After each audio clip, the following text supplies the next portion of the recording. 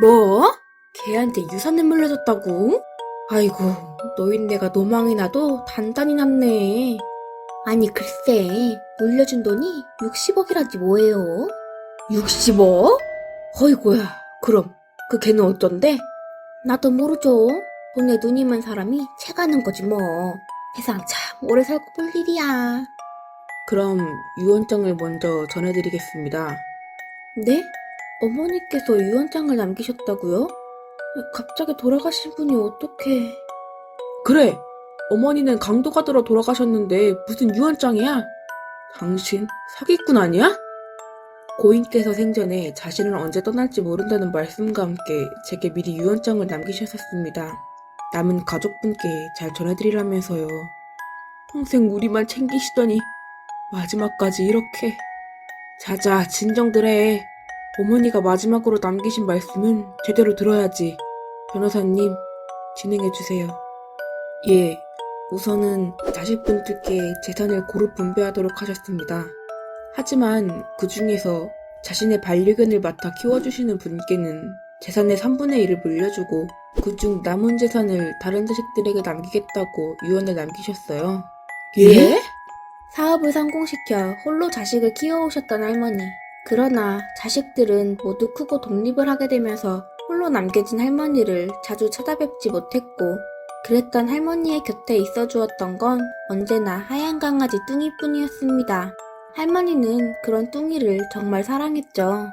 하지만 이제 자신의 자식과도 같아진 뚱이가 자신이 떠나고 난 후 혼자 남겨질 것을 걱정한 할머니는 남은 자식들에게 뚱이를 맡기며 뚱이 몫의 유산을 남기셨던 것이었습니다. 하지만 우리 집은 아직 애가 갓난아이라 반려견을 키우기는 좀... 이를 어쩌지? 자자, 우선은 제대로 상의를 해보자고. 정 뭐하면 내가... 어? 요 녀석 봐라. 뚱이는 네가 마음에 드나 본데? 어디 볼까? 자, 뚱이야, 이리 와봐라. 착하지? 네가 어머니를 많이 닮긴 했지. 뚱이도 자기가 원하는 사람이 키워주는 걸 더 좋아할 거야. 그래, 이렇게 떨어지기 싫어하는데 어때? 네가 키워볼래? 그래, 형이랑 누나가 그렇게 말한다면야 어머니를 위해서도 그게 좋겠지? 자, 뚱이야, 오늘부터 나랑 함께 살자. 어때? 그럼 그렇게 알고 유산 상속을 진행하도록 하겠습니다. 그렇게 뚱이는 막내 아들이 맡아 키우게 되었고 모든 일은 잘 해결되어 가는 것 같았습니다. 그런데 그 이후부터 막내 아들에게 이상한 일이 벌어지기 시작했습니다. 으악! 꿈이었구나. 요즘 자꾸 가위에 눌린단 말이지. 혹시... 아니야. 이것도 다 시간이 지나면 해결될 거야. 하하, 녀석도 참... 그러고 보니 얘가 온 뒤부터... 그래, 그럴 리가 있겠어? 알겠다, 요 녀석아. 네가 복덩이 납덩이야. 내 덕분에 빚도 전부 갚았고 다 잘 해결됐으니 된 거지. 그래도 어머니가 이런 널 보면 배신감을 느끼실지도 모르겠어. 네가 뭘 알겠냐마는. 물론 막내 아들은 모든 게 다 우연이라며 개의치 않고 시간이 해결해주길 기다렸어요. 뚱이야! 아니 얘가 어딜 간 거야? 뚱이야, 너 또 나갔다 온 거야? 아니 요즘 밤마다 어딜 그렇게 돌아다녀? 어? 이거 어머니 집에 있던 거 아니야? 설마 너 매일 밤 어머니 집에 다녀왔던 거야? 아무래도 네가 나보다 더 나은 것 같다. 어머니도 참 그러게. 아휴, 됐다. 이제 그만 자자. 요즘 자꾸 가위에 눌려 통잠을 못 잤더니 피곤하네. 하지만 시간이 지나도 막내 아들에게 일어나는 이상한 현상은 사라질 기미가 보이지 않았고 막내 아들은 점점 수척해져만 갔습니다. 그리고 어느 날 밤, 평소처럼 밤에 나갔다 돌아온 뚱이가 이상한 행동을 보였습니다. 오늘도 어머니 집에 다녀오는 길이야? 거긴 이제 다 치워서 아무것도 없을 텐데. 자, 이리 온. 이제 자러 가야지. 뚱이야, 갑자기 왜 이래? 자, 뚱이야, 이리 오래도? 응? 이게 무슨 소리? 네가 어떻게... 네가 어머니? 이게 무슨... 내 다음날 아침, 막내 아들은 두려움에 가득 찬 얼굴을 한 채 싸늘한 모습으로 발견되었습니다. 그날 이후 뚱이는 호련히 사라졌고 그 누구도 뚱이를 볼 수 없었습니다. 아니야, 그럴 리 없어. 그럴 리가... 뭐야, 누구야? 진정하자. 아무도 없잖아. 그래, 아무도 없는데. 야, 대박. 너 도플갱어라고 알지? 도플갱어? 알지. 나랑 똑같이 생긴 사람 보고 도플갱어라고 하잖아. 맞아, 그거. 근데 그 도플갱어를 실제로 봤다는 사람이 있대. 뭐래. 그냥 닮은 사람이었겠지. 세상에 닮은 사람이 얼마나 많은데. 아니, 진짜로. 요즘 그것 때문에 SNS 엄청 핫한 거 몰라? 심지어 그 도플갱어가 떼돈을 벌어다 준다잖아. 최근 들어 SNS를 떠들썩하게 만든 도플갱어 목격담. 아니나 다를까 오늘도 학교는 온종일 그 얘기로 아이들 모두 저마다 떠들기 바빴고 그건 나와 친구 역시 마찬가지였다. 떼돈을 벌어다주는 도플갱어라니 확실히 인기를 끌만한 이야기이긴 했지만 언제나처럼 이번 화제거리도 얼마 안 가 곧 사그라들 거라 생각해 나는 별 신경을 쓰지 않고 있었는데 그런 내게 돌연 친구가 진지한 표정을 지어 보이며 귓속말을 해왔다. 진짜라니까? 그게 사실은 나도 봤어.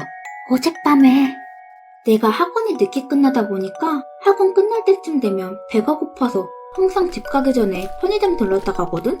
어제도 편의점에 들러 야식을 사려는데 거기에 나랑 머리 스타일도 똑같고 옷차림까지 똑같은 사람이 지나가는 거야. 뭐 나도 처음에는 우연이겠거니 했다? 누군지 궁금하긴 했지만 이미 사라지고 없어서 그냥 버스 타고 집 앞 정류장에 내려 집까지 걸어갔어. 근데 우리 집이 좀 외진 골목에 있잖아? 평소처럼 골목을 가다 보니까 멀리서 봐도 가로등 아래에 누가 서 있는 게 보이는 거야.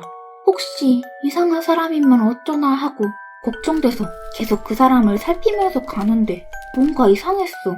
어째 나랑 머리 스타일도 똑같고 옷차림이랑 가방에 달고 있는 인형까지 편의점에서보다 더 닮은 거 있지? 그러다 얼굴을 봤는데 나랑 똑같은 얼굴이더라. 똑같은 머리 스타일에 똑같은 옷차림. 그냥 나였어. 이래도 안 믿겨? 내가 진짜 봤대도. 대박. 나 진짜 떼돈벌 일만 남은 거야. 에이, 네가 잘못 본 거 아니야? 너 요즘 늦게까지 학원 다니느라 피곤해했잖아. 그래서 잘못 본 거겠지. 이상한 생각하지 말고 수업 시간에 졸지나 봐. 어쭈, 끝까지 안 믿어? 캬, 여하튼 이 언니가 떼돈 벌면 거하게 한턱 쏜다. 혹시 모르지? 너도 나처럼 곧 떼돈을 벌게 될지. 하지만 며칠이 지나도 친구는 별일이 없었고 SNS와 다른 소문에 실망한 건지 최근 들어서는 영 기운 빠진 모습만 보여주었다. 말을 걸어도 평소 좋아하던 간식을 사다 줘도 전혀 반응을 보이지 않는 걸 보면 실망이 커도 너무 컸던 모양이다. 그러게 SNS 소문은 믿을 게 못 된다니까. 실망감에 시들시들한 친구가 영 걱정되어 기분이라도 좀 풀어줄 생각으로 학교가 끝나고 친구에게 줄 작은 선물을 사러 시내로 향하던 길. 저거 나와 똑같은 머리 스타일, 똑같은 옷이었다. 잠결에 잘못 본 건가 싶었지만 이건 분명 며칠 전 친구가 해준 말과 비슷한 상황이라는 걸 알 수 있었다. 게다가 이상한 일은 거기서 끝이 아니었다. 그 뒤로도 나는 몇 번이나 나와 똑같은 사람을 마주했고 난 뒤늦게 깨달았다. 저 사람 점점 나랑 똑같아지고 있어? 왜인지 이대로는 위험하다는 생각이 들었고 곧장 집에 돌아온 이후부터 난 방 밖으로 한 발짝도 나갈 수 없었다. 하지만 알 수 있었다. 내 도플갱어가 여전히 나를 지켜보고 있다는 사실을. 그렇게 잠도 제대로 못 자며 두려움에 떨기를 며칠. 결국 피곤함을 이기지 못해 깜빡 잠이 들었다가 문득 드는 서늘함에 눈을 떴을 때 난 그제야 깨달았다. 내가 완벽하게 속았다는 것을. 문 열어. 아, 이거 안 열어? 어떡해. 경찰에 신고라도 할까? 아, 몰라. 그냥 무시하고 잠이나 자자. 내가 사는 원룸 건물에는 매일 밤 늦은 시각 술에 취해 문을 두드리는 남자가 있다. 항상 무슨 술을 저렇게 마시는지 완전히 취해선 자기 집도 제대로 찾아가지 못해 이 집 저 집 남의 집 문을 두드리며 소란을 피운다. 게다가 이따금 위층에 사는 여자가 참다 못한 듯 뛰쳐나와 남성과 언성을 높이며 싸울 때가 있는데 그럴 때면 괜히 무슨 일이 생기는 건 아닌가 내가 다 겁이 날 지경이다. 아이, 왜 안 열려? 아, 문 열어. 이거 열래도? 아, 또 그 남자다. 에휴, 이럴 땐 무시하는 게 상책이지. 처음에 이 일을 겪을 때만 해도 어떻게 해야 하나 어쩔 줄을 몰랐었는데 몇 번인가 안절부절 못하는 사이 남자가 알아서 사라져주는 걸 보곤 무시하는 게 상책이라는 걸 깨달았다. 그렇게 언제나처럼 안에 아무도 없는 척 별다른 반응을 보이지 않자 곧 남자가 이 집이 자신의 집이 아닌 걸 알아차렸는지 에이, 여기가 아니네. 하며 걸음을 옮기는 소리가 들려왔다.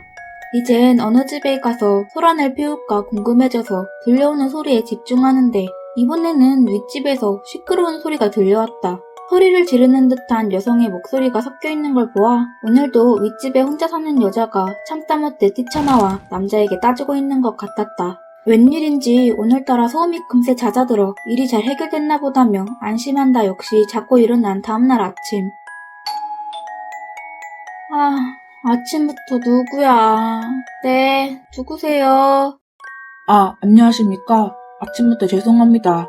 어젯밤 이곳에서 벌어진 살인사건에 대해 조사 차원으로 방문했습니다. 네? 살인사건이요? 전 밤에 잠만 자서 그런 일이 있었는지도.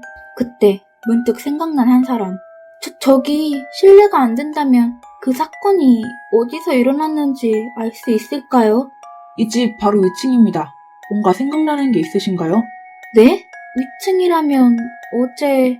나는 혹시 몰라 어제 있었던 일에 대해 경찰에게 이야기해 주었고 남성의 얼굴이나 자세한 상황을 아는 게 나뿐이라는 이유로 경찰서까지 동행해 조사를 받아야 했다. 그렇게 겨우 조사가 끝난 후 피곤한 몸을 이끌고 집으로 들어가려던 그때 그러고 보니 아침부터 지금까지 한 끼도 못 먹었지. 뭐라도 먹어야겠다 싶은 찰나 현관문에 제법 오랫동안 붙어있던 배달 전단지를 떼어 음식을 시켜 먹으려는데 전단지를 뗀 순간 난 그대로 배고픈 것도 있고 다시 경찰서로 달려갈 수밖에 없었다. 뭐지? 아까부터 계속 나만 따라오는 것 같은데. 내 일상을 알고 있는 듯한 편지, 내가 찍혀있는 사진. 그렇다, 나는 요즘 스토커에게 시달리고 있는 중이다. 또 있잖아. 처음에는 내가 예민한 건가 싶었지만 저 자리에서 찍힐 수 있는 각도의 사진이 여러 장인 것도 그렇고 하필이면 내 방 창문이 보이는 가로등 아래에서만 서 있는 걸 봐선 저기서 날 지켜보고 있는 사람이 날 괴롭히는 스토커인 게 분명했다. 최근 들어서는 저녁에 퇴근하고 돌아올 때마다 누군가 내 뒤를 따라오는 것 같은 느낌까지 자주 든다. 결국 이대로는 안 되겠다 싶은 마음에 오늘은 그동안 스토커가 보내온 편지와 사진을 증거로 경찰서에 신고를 하고 왔다. 그러자 내가 신고한 걸 알았는지 스토커의 괴롭힘이 거짓말처럼 잠잠해졌고 이제는 걱정 없이 편하게 퇴근하던 어느 날 그날따라 많은 양의 일 때문에 밤 늦게까지 일을 하고 퇴근하는 길 어느 순간부터 뒤에서 다른 사람의 발소리가 들려왔다. 그냥 가는 길이 겹치는 거겠거니 무시하려 해도 걷는 속도나 갈림길에서 향하는 방향이 계속 똑같은 게 영 수상해서 걸음을 빨리 하자 뒤따라오던 사람의 걸음소리 역시 빨라지는 걸 보아 내 착각이 아니라는 걸 알 수 있었다. 이대로는 위험하다는 생각에 거의 뛰다시피 걷고 있는데 그 순간 갑자기 뒤에서 누군가 내 팔을 붙잡았다.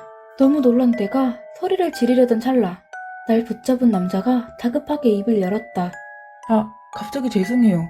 저번부터 그쪽 뒤를 어떤 남자가 계속 쫓고 있길래 걱정돼서 위험한 것 같은데 집 앞까지 데려다 드릴까요? 선한 인상이나 깔끔한 차림새를 봐선 딱히 나쁜 사람 같지도 않고 오히려 도와주겠다면 나야 고마운 일이라 남자에게 부탁해 무사히 집에 도착할 수 있었다. 그때의 인연을 시작으로 퇴근하는 길에 종종 마주치던 남자가 날 바래다주며 남자를 향한 감정이 나날이 커지고 있을 때 드디어 스토커를 잡았다는 연락을 받고 경찰서에 도착한 내게 경찰이 자세한 상황을 이야기해 주었다. 저번에 말씀하셨던 장소를 위주로 순찰하고 있는데 신고 잡은 집 근처 가로등 아래에서 이놈이 창문 사진을 찍으며 서 있더군요. 소지품 중 증거로 제출하신 것과 비슷한 사진도 여러 장 있었고 다른 편지까지 모두 발견됐습니다. 이 녀석이 확실해요.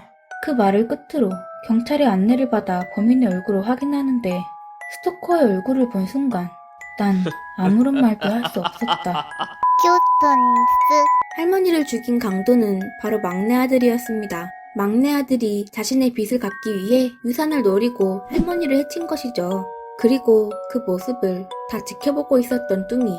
이번 이야기는 예로부터 하얀 개가 죽은 자를 저승으로 인도한다는 설에서 영감을 받아 만든 이야기입니다. 하얀 강아지 뚱이. 매일 밤 할머니의 집에 갔다가 돌아온 뚱이의 행동은 바로 할머니의 영혼을 찾아 데리고 오기 위함이었습니다. 자신을 사랑해주던 할머니를 해친 막내 아들에게 복수하기 위해서 말이죠. 그날 이후 뚱이는 호련히 사라져버렸지만 뚱이는 사라진 게 아니라 분명 지금쯤 사랑하는 할머니와 함께 긴 여정을 떠나고 있을지도 모를 일입니다. 도플갱어는 우리가 무의식일 때 생겨나는 존재라는 거 알고 계시나요?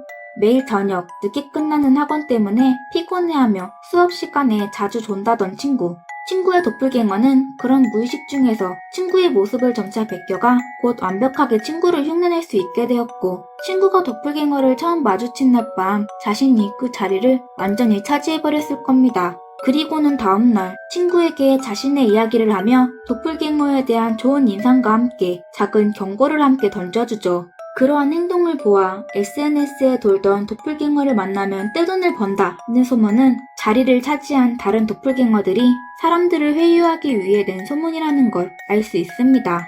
곧 친구의 경고대로 떼돈을 벌어다줄 도플갱어를 마주치게 된 주인공. 그러나 도플갱어는 이미 주인공의 무의식을 빌려 완전히 모습을 베낀 후였습니다. 그리고 주인공은 그런 자신의 도플갱어에게 이제 자리를 빼앗기게 되겠죠.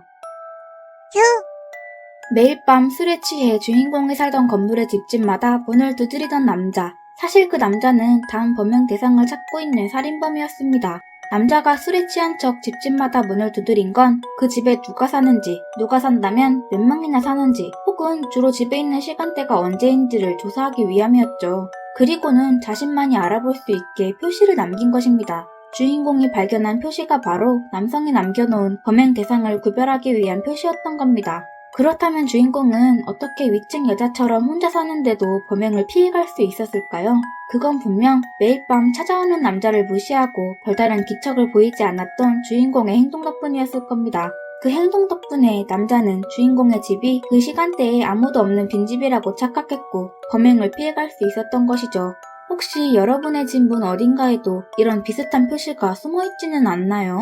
영상을 보시고 난 후에 한번 잘 찾아보세요. 정말 생각지도 못했던 곳에 나도 몰랐던 표시가 그려져 있을 수도 있으니까요. 밤길에 스토커에게 쫓기던 주인공을 도와주며 호감을 쌓아가던 남자. 하지만 주인공을 스토킹하며 괴롭혔던 건 바로 그 남자였습니다. 남자가 주인공을 구해주는 척 도와줬던 이유는 주인공에게 더 가까이 접근하기 위해서였죠. 그날 이후 퇴근길에 종종 마주칠 수 있었던 우연 역시 일부러 주인공의 퇴근 시간을 노려 기다렸던 탓이었습니다. 남자의 계획대로 자신을 향한 호감이 점점 커져 진짜 범인을 의심도 하지 않았던 주인공. 만약 경찰이 범인을 잡지 않았다면 스토커에게 속은 주인공이 무슨 일을 당했을지 생각만 해도 정말 끔찍하네요.